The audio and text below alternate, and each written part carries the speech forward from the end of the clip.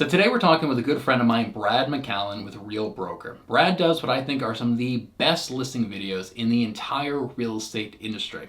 In fact, he's built a huge team that does over $120 million in volume every year, all revolving around these amazing listing videos that him and his team does. And so today we're going to pick his brain about his videos, about his social media strategy, get his thoughts on the roles of the different social media platforms, and what his advice are to any agents who really want to improve their video and social media presence in 2024. Let's hop in. All right, Brad. So let's just jump right into it. Can you tell me a little bit about how you got into this industry? And then what does your business look like today? Yeah, so I got into this industry pretty late in life. I was about 38 years old when I started to first consider getting my real estate license. And I had been a renovator and a designer. So I had a little renovation company here in Calgary, Alberta, Canada. And during the 10 or 12 years that I ran the company, we had went through a couple of really deep recessions here in the city. And so it was difficult to just make a consistent living and take care of the family the way I wanted to. I had a couple of young children at the time that are not so young now. And my wife, I was the sole income earner. And so I started looking around and thinking, maybe I should really try this real estate thing. A few people told me over the years that maybe I could do it. My dad was always like, Brad, you could sell. And so I was also just sort of at a bit of a crossroads in my life, had a little bit of a health issue with a parotid gland tumor at the time. And it was actually the same tumor that took out Adam MC of the Beastie Boys. So Oh, I wow. remember my doctor's the one who told me that. Up until then, I don't think he thought I was taking it seriously. But then when he told me that, I went and sat in the parking lot. I'm like, oh my God, I got to make some changes with my life. Yeah. So, it could all go away. And so I realized that I just wasn't where I wanted to be. And I wasn't providing the life for my family I wanted to. And I wasn't saving up for the future. And so I just felt like I wasn't going to turn into anything. And so I thought I'm going to take a flyer on this real estate thing because it's so easy, of course. Got into it, found out it wasn't that easy, adjusted along the way, got into the content creation space. That kind of changed everything for me. And now, 6.5 years later, I've built a successful real estate team, full-time videographer on the team, full-time operations manager, 5 agents, between about 90 to 100 million in sales, 120, 130 units per year. And I helped bring a brokerage into Canada named Real Broker, and built a pretty large network of agents over there as well. So it's been really fun. Yeah, that's quite a journey in just 6 years Yeah. of being in the industry, man. I love that. And so obviously, like I know you pretty well. I know your social media is like kind of a cornerstone of your business. What does your social media strategy look like overall? Well, I'll tell you what, my strategy has been pretty consistent. My faith in that strategy is the thing that's probably shifted over Mm, time. Both like a wave coming in and out. There was times like very early on, I knew that video could work, right? mhm. Um, when I did my first listing tour, I think in the spring or summer of 2018, it was a listing of my dad's place. And there's a story I've told there multiple times about how I almost didn't get the listing. And eventually I got it. I'd never made a listing tour, and I wasn't a videographer or anything like that. No real experience with it prior to doing it. And then I went and, bought all the gear, taught myself how to do video, and had some very early success with that video. I always had a strategy though of creating like really eye-catching cinematic videography of the homes that I was selling. I wanted to be able to sort of tie emotion to the media. So I wanted people to feel something through the motion of the camera, through the story I was telling, either verbally or visually. And then I also wanted to tie emotion through the music that we were using, so people felt a little bit more connected. And I realized that, very early on, that every time I had to make a big like buying decision in my life, I would do a bunch of research, and then I would throw it all out at the end and just go with my gut. And I wanted people to do the same thing with the properties I was selling. I didn't want them to just sell for the average price per square foot for that community. So I thought, okay, if I can capture some really great content, that'll really kind of grow from there. So my strategy was always create something that really stood out. And I think about it like If you were standing in the center of Times Square and you've got all this advertising going on around you, have you put enough thought into it or enough investment into a piece of copy or video or something that your message cuts through all those other advertisements? Mm-hmm. And so that was my goal. I thought, I'm not going to be the tallest or the best looking or the slickest on camera. So what I can do though, is I can just go a little bit more on the quality side of things, or I can do something that's surprising to the market. So there was other people maybe just dabbling in video, but the feedback I got continually very early on was like, I just can't believe you go to that length to market a home that's so average. And yet when we found a way to tell a unique story about those properties, people really loved it. So the reason why I think this strategy has been good and bad over the years, and now probably good once again, is that, media goes through so many trends. There was YouTube for a while, longer form there. Then all of a sudden it was like TikTok and Instagram came in and short form vertical came in. And then there was like everyone was doing talking head, high quality 4K, vertical videos, giving advice for agents or clients or all that stuff. And ultimately at the end of the day, if I was chasing all of those little trends, I think I would have just always been behind. And what we're seeing now is that media is this is a marathon. So if you're creating content, this is a marathon if it's going to be a pillar of your business.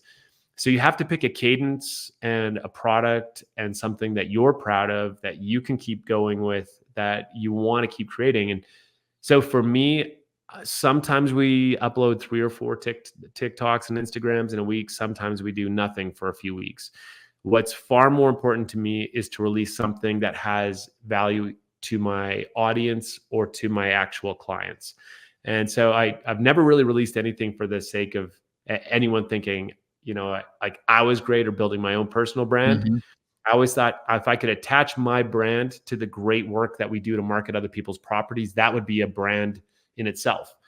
And so my philosophy around it is whatever a person can consistently do is the thing that they should do, especially if it's something that they enjoy doing. Now, I'm not saying that, if you don't enjoy creating content that you shouldn't, but once you kind of have done enough of this thing that you start to feel some comfort around it, you'll find a voice, you'll find what feels natural to you and authentic to you. And then that's the thing you should probably pursue rather than chasing the trends. So, I'm still out here doing what I've done for the past 6 years. And that means that sometimes that content is stronger in the algorithm and sometimes it's not. Right. But one thing is consistent is that the audience that have signed up for us on our YouTube channel and on social media, they like it, they interact with it, they call out to us, they ask us to represent their properties, they buy with us. So the ultimate goal, which was has to support my business, is what I focus on more than trying to go viral or try to be trendy. Right. I love that. I heard you say once that when everybody zigs, you want to zag. Yeah. And so I love that you had a vision, what, your value proposition is, and you stayed consistent with that over the years rather than going into some trend and slapping somebody with a tortilla in their face, kind of like these funny trends that kind of emerge. And you definitely see that for like a year or two, everybody's talking about one thing and then everybody's talking about another thing. There's always some other, hot new trending thing that people want to jump on. And sometimes just having conviction in what you're doing and just staying consistent time over time is like, that's the real secret. I'll give you an example. That's like over COVID, everyone was like, let's do this Clubhouse thing, right? Yeah. It was the hot and trendy thing. And people hopped on there and they were like, okay, this is amazing. This is like a 24-hour mastermind. And so I got on for like a few hours and I'm like, well, wait a second. Every time someone comes up to the mic, is invited up to the mic, it becomes this 45-second pitch for themselves, and there's this advertising. And I was like, this is just such an ugly format. And so my long feeling gut was like, Clubhouse is dead. Like it's dead on arrival because it's so low value for the time that you invest into it. Yes, there is some people that created a community inside of it. Just like I would say Facebook groups have value, 99% don't have value. So community is what has value. Yeah. But Clubhouse as a platform is what didn't. So if you would have taken all of the same content and advice and tips and tricks that you could have learned about content creation or real estate businesses or how to build teams or whatever it might have been inside the space, and then spent that time just consuming that in video, in edited bite-sized, like this is 6 valuable minutes of time rather than listening to an hour to get a nugget out of it, you could have built a YouTube channel and content or got so much further down the road rather than just participating in the trend of the day. Right. That's why threads, that's why all this stuff is gone. And you know, one of these things that like I think TikTok is an amazing platform for brand awareness, and Instagram is definitely with Reels has definitely got value, and there's a place for all these different things without question. But once again, it comes back to intention. If you're going to be creating content, will this put food on the table for your family?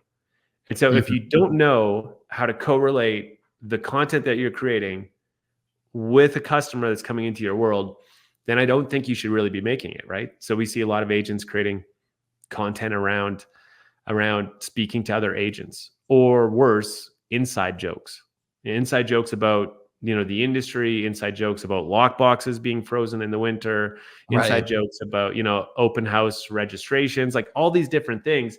And I'm like, this is great if you want, you know, 60 agents in your world who already know, like you to, you know, to like more of your content, but how is this bringing your clients value? And if it's not bringing your clients value, then that means you're actually robbing your clients of something, because you have a finite amount of time to create content and support them. So I just wanted everyone to look at my stuff and be like, okay, I can see a clear line between Brad representing our home and Brad selling our home with the content that he creates. And if Brad markets himself inside of that, well, that's okay, because what's good for Brad is better for us. And that's what I always wanted, right? Like most people will cheer you on as long as they're getting 51% of the value.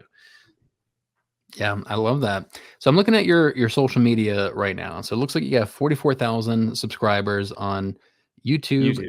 You have 24,000 followers on Instagram, almost 4,000 friends on Facebook, right? There's some value there. And then 64,000 followers on TikTok. So out of all those, which one do you think that you get the most actual business from? Or how do you like kind of see the different value propositions of these different platforms? Yeah. Okay. So I'd say very simply, the clear winner is YouTube. But let's start with what I would say a better metric is, what is the value of a view? So an actual view, someone watching your content. So the value of a view on TikTok, if you pull, say, everyone from Glenda Baker to Zachary Faust to Tyler Hassman, you're going to find that a value of 1 million views on TikTok is somewhere between $0 and $10,000 or $15,000, right? Yeah. So you can make some money from it. It's great, but it's a great like audience awareness tool. But you still need to funnel them to somewhere that you can actually take some action with.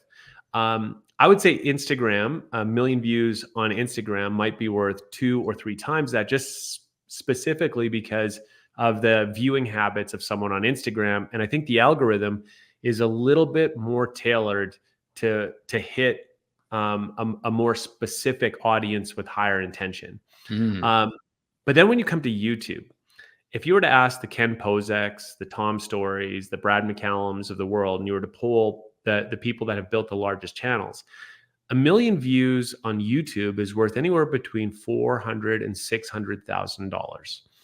And that is an actual, that's a measurable statistic. So it really is truly worth that. If you can get 1 million views on your YouTube channel, you should be able to generate anywhere between 50 and 60 transactions from that. Depending on your market, there might be fewer transactions, higher price. Maybe it's more transactions, lower price. I'm not really sure, but I know for a fact that all the people that I've polled and talked to and had conversations with, in private group chats and stuff about YouTube and stuff, this is what it's worth. And so I would say a view, if you're really wanting to quantify that, is worth anywhere from 40 to 60 times more on YouTube than it is on TikTok. Yeah, I love that. I've intuitively known that. I've never Yeah, quantified it like that, but you're absolutely right. If you can track over a year how many closed transactions you got from each platform and track how many views you got over those platforms and what your commissions were from those, you can definitely like quantify how much a view is worth. And yeah, like we've all kind of known like Instagram and TikTok views are definitely worth a lot less than for YouTube. sure. And kind of how this may be a simplistic way of looking at it, but I've always looked at YouTube as like lead generation, and all the other platforms are more like marketing, where it's really just to stay in front of the audience. But it's hard building a relationship with somebody, with a 30-second clip, Yeah. reel or something like that. As well as it's not just it's not just hard. They were also expecting it. Yeah. And so I think that's the biggest difference with Mm, YouTube is there's like an exactly. intentionality behind pressing play. So that's why even YouTube Shorts have way less worth than a YouTube long form horizontal Yes. video, right? 100%. Is just because the intention of someone pressing play. Like to me, that's the same value as an email database where you have to opt in to receive it, where someone's physically putting in their email address saying, yes, I'd like to continue to hear from you. So whether or not a subscriber has that much value on YouTube, maybe not. Maybe not as much as it used to. Just the way the algorithm works. Maybe hitting the bell doesn't really matter that much. In Mhm. my case, I see it's like a 2.2% conversion or something. So it's not as though that those are really meaningful amounts. To Mhm. me, it's more about what can I do to create 4 or 5 minutes to build some real meaningful connections with my audience. And so if you see like if you look at that moving to Calgary video, that was a bit of a departure from me. It's in the third row, and that one I decided to do something very special and sort of unique with this video. I always wanted to make that moving to Calgary video. I always knew there was value there. I knew that so many people that were watching our home tours, it was part of their research on understanding whether or not Calgary would be a good fit for them, whether or not they could, how much money they could spend to get their ideal home. So it gave them Mhm. a good idea of what they were looking for. But when you actually look at this video here, the reason it's done 181,000 views and has an average watch time of 5 minutes per view and has created so much business, probably close to 250,000 GCI for just this one video. I love The that. reason why is because it's so high quality when it comes to the shots. It's shot in about 30 to 35 different locations. For as in my scripts, I always let the visual help tell the story. So if I'm talking about Calgary in general, you can see the skyline in the back. If I'm talking about tourism or weather or business, you can see that the sets and the spaces are already always supporting those that narrative. And so what's happened is that this video is becoming not just the biggest video on my channel and the biggest source of business. It's become a gateway for so many other pieces of content on my Mm. YouTube channel. But more than that, because we went so far in the creation of it, like we did, it was 3 or 4 days of shooting, a ton of locations. I probably spent $6,000 or $7,000 on it. That's Canadian, so maybe 5,000 or 6,000 US or Wow. so on it. Just in one video. Um, Wow. yeah, fun video. But here's the wild thing about it is that the video, because it is so like every sentence is valuable for the viewer. I have this little section here where I included about 2 to 3 weeks where I'm talking to the viewer, just, hey, this was my story and this is why it might matter to you. But literally over a 13, 14-minute video, it is 100% or 98% valuable for the viewer. Like, so there's always a reason why I'm sharing it. It's not so I can position myself as their realtor or anything like that in the future. It's just purely so they can build a little bit of trust with me. Like, okay, I can trust this guy, what he's saying about the city. That sounds like my story. It sounds like something Yeah. I want to do as well. And what's cool about this video is it actually transcends real estate videos. So if you were to actually go into like Google search and look it up, what you'll see is that it's hit the tourism Alberta, the tourism Calgary algorithm. Wow. So if you're looking into trying to understand more about our city, you're going to see our videos showing up in and along there. And that's a really, really powerful piece for us. Now, because of this video, we're actually able to work with Tourism Calgary to get special access to film some of the really cool architecture and different things around the city that you otherwise need permits for, because they see the value in it for them. And so that's a powerful thing for us. And now it's actually allowed me, like if you take a look, I just released a video called Calgary. The thumbnail says Calgary, is it over? And the future of Calgary real estate will scare you. My 2024 market prediction. I used, as you can see, I used DALL-E on ChatGPT to create a downtown skyline view of Calgary with it all on fire and everything. And then what I wanted to do in this video was I wanted to be really conscious of the fact that tone is really important in these market update videos. Too often people are like, hey, prices are up 10%. This is a great time for sellers and all that stuff. But that's not the full story. Like in Canada, the full story right now is that there's a housing crisis. There's inadequate amount of homes for the people that need it. We have an incredible amount of immigration moving to our province, which is stressing renters out big time. It's creating job insecurity. There's a series of challenges that the average viewer of this video is going to be feeling. And so if I just create another stats video, I've lost. I'm just going to hit that algorithm of like, okay, well, who do you want to be telling you the stats? Do you like this guy or that guy or that guy? So this video is all about trying to tell a story behind the statistics, what it actually means for people and why it concerns me, like what I'm concerned about on their behalf, what it concerns me about the future, right? Because right now, everyone's expecting me to be a typical realtor. And so I want this video to show, once again, if everyone's zigging, like you said earlier, I want to zag. I want to tell people not to buy. I want to tell them what it means if they don't buy. I want to tell them what I'm worried about. And what's cool about that is I've been able to sort of launch my YouTube channel to a new audience now by testing out this moving to Calgary and some of the market stuff and keeping it all, like high quality visuals and stories around it. I'm being able to launch more of an infotainment version of my channel now for Calgary in general versus just Calgary home tours, which is part of kind of even where I want to go in the future too.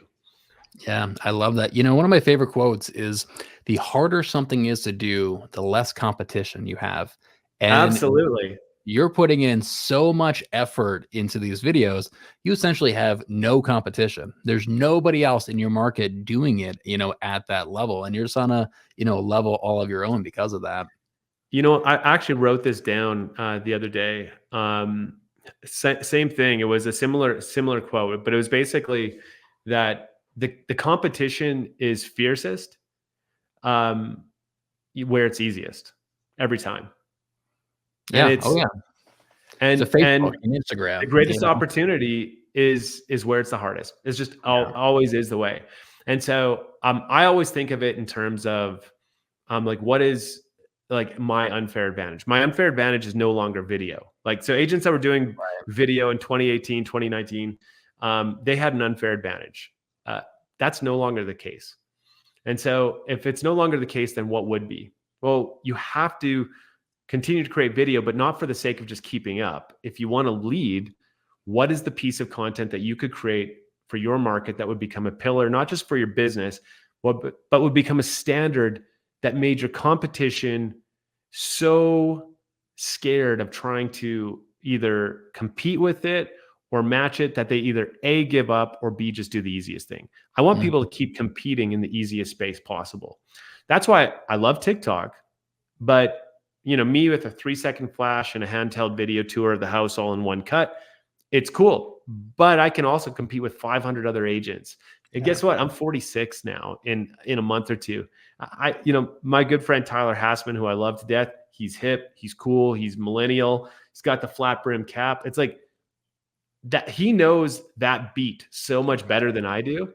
And so for me, it's like, no, I'm going to hang out in that spot where people with a whole ton of money are buying and selling, and they don't need me to be hip or cool or trendy or any of that stuff. And sometimes doing too much, like, Sharon talks about that. If you can't do everything at a high level, Yeah. If you say yes to something, you're saying no to something else. And That's a great point. That's a great having point. conviction in YouTube and long form videos, that's a very successful strategy, obviously. So Yeah. we got about 4 minutes left. I want to ask, so you are essentially running at least two businesses. You're a team leader of a very successful and large team, and then you have this agent attraction side of your team as well, which I'm Yeah. sure you commit a lot of your time to. What does your regular day look like on a work day? Well, because I've had to balance that business, I really had to set up my Calgary-based real estate company with really great management in place. I had to really partner and partner with and leverage other great talented people. So I think I have one of maybe the best videographers in the industry working for me. I think because I taught myself videography early on, I know the cameras, I know the settings, I know Mhm. the looks, the creative side I was always good at. I was able to speak the language to another great high quality creative and attract them into our world. And then he's just elevated anything I was ever able to do on my own. And then I've got a great operations manager who is running the team. So my week looks like for the Calgary real estate business, I check in with her. She lets me know how the leads are coming in, who's being assigned, what deals are getting done. If there's the odd listing agreement or something like that that comes out that I can go out to and sort of support an agent on, I'll still do that. I want to retain the face of the Calgary real estate team because it is the McCallum group. And because so much of what I've done on that side, like the actual sales side of things, like publicly selling real estate, has been what's fueled the agent attraction side of the business. So I want to keep that going because I really do love real estate. I also have children that are, coming up on 14 years of age. And I keep thinking, hey, 4 or 5 years from now, I keep including them in videos. They're going to have a built-in network and Yeah. audience. So hopefully they have something that they can really come over and do if they want to. So my day in a week looks like maybe a day to a day and a half devoted to the Calgary real estate team. The rest of my time, though, is pretty much devoted to supporting my agent network and supporting the growth of Real. And so at Real Broker, of course, we're trying to focus more on the side of pouring into the Real Broker offering. So as agents create content, as agents support each other, as agents run masterminds, we're doing so. So my efforts go into benefit the brokerage as a whole, not just the agents in my up or down line. So I'm really proud of that because that means it also helps me build the lifestyle that I wanted, which was more freedom. So I knew if I was the tip of the spear for everyone, like for you, Malcolm, I know like you joined very early on a couple of years ago with me at Real Broker. I'm your sponsor. And as you've grown and as I've grown, I couldn't imagine if we were doing personal coaching calls with people every day as, promises in exchange for sponsorship. Like that's never been the company that we built at Real. But that being said, I do feel as that agent network has grown, this added responsibility to really be sort of an advocate and an ambassador for agents at Real Broker and for agents just in the industry in general. So I'm somewhat trying to challenge myself with what kind of content and what kind of efforts can I put into my business that scales out to more people rather than supports, say, an agent, say, one-on-one through like coaching or mentorship. And so now that I have a network of over 4,000 agents at Real Broker, I'm really focused on what piece of content can I create that would become a tool in their tool belt for building their businesses or building maybe even their networks, whatever it might be. I want to see them as I want to see myself as being someone useful to the industry, useful to Real Broker. And as the network is growing, my thought is more around the responsibility to those people versus the freedom that maybe some of the income might provide. Because right now, I feel like we have an opportunity to change the industry, not just change my family's life. And part of changing the industry involves helping a lot of other agents make meaningful growth in their businesses and for their futures as well. I love it, man. And one final question. What is like a good book recommendation or maybe a podcast recommendation for like personal growth, business growth, something that was really influential in your life? You know what? I think for me, and I'm really glad I read this book. There was actually there's sort of the book recommendation I would say was probably I think it's called the Personal MBA. I Hmm. think that's one. It was a really great book because I was always curious about what, getting an MBA would look like.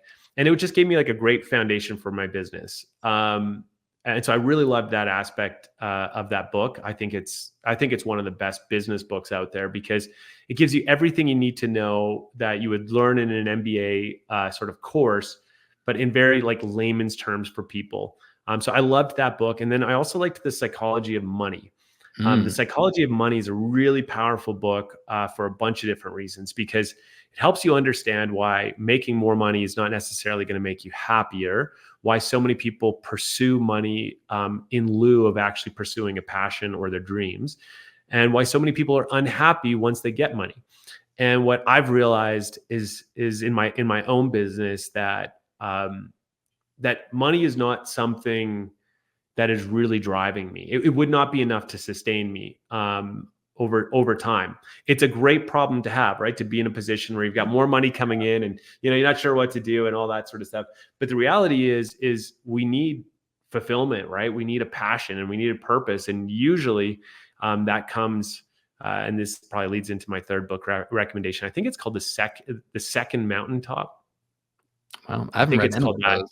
So this is good And stuff. so that's a kind of a neat book because the premise behind it is essentially the first mountaintop is we build this life for ourselves. And we reach the mountaintop, reach this point where we're successful. And you look around and you always see another mountain. But the other mountain, the second mountaintop, is when you realize, like, okay, I've done this thing for myself and it has limited value. And what I need to do now is descend the mountain, go through the valley, figure out what I want to do. And the second mountaintop becomes one of service. So how do I help other people? Because that's where the real value comes, right? The age old proverb that there's more happiness in giving than there is in receiving is something we all inherently know. The challenge is we spend too much of our life in need or in want. And so we end up just pursuing versus giving, and just because of a necessity. But if we can get to that other side of it, I think it becomes a really beautiful thing. I love it, man. I'm definitely checking out all three of those. Well, Brad, man, I could pick your brain all day and mastermind with you, man. But yeah, dude, I really appreciate your time today. We'll have to hop on another call here soon. Hey, thank you so much for everything, Malcolm. Always great to see you, buddy. And let's just keep growing. Hey, thanks so much for watching. If you got value out of this conversation, you may also get value out of my weekly email of free training at Real Broker. So, Real, we have anywhere between 25 and 30 live streams every single week. And the live streams are available to agents outside of our brokerages, and then the replays are only available to agents within the company. So every week I go through and I hand select 5 or 6 really interesting classes, and I send that out to my email list. If you'd like to sign up for my email list, I'll have a link down in the description below.